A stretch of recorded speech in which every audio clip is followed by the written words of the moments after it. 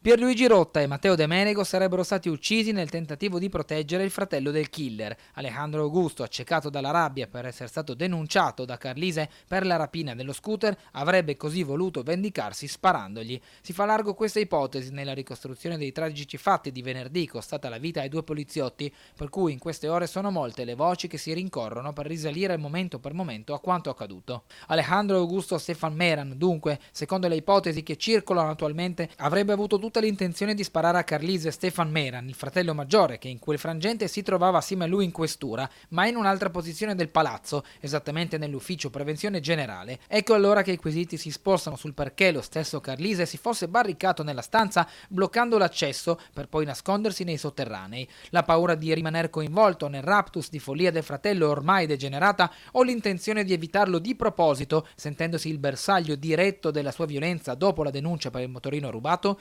Quesiti che non trovano conferme ma arrivano da indiscrezioni. Seguendo il racconto dei fatti, dopo aver rubato l'arma dal poliziotto e aver scaricato numerosi colpi su Rotta e De Menego, Alejandro avrebbe iniziato a urlare cercando proprio il fratello che in quel momento si stava nascondendo. Nel frattempo la decisione del giudice nei confronti dell'omicida è quella del carcere. La destrezza a usare l'arma, la pericolosità, l'aggressività dimostrata. Alejandro Augusto Stefan Meran è stato trasferito al penitenziario del Coroneo dopo le dimissioni dall'ospedale di Cattinara, dove è stato piantonato e ricoverato a seguito della ferita infertagli per bloccare la sua furia omicida, costata la vita ai due giovani poliziotti Rotta e De Menego.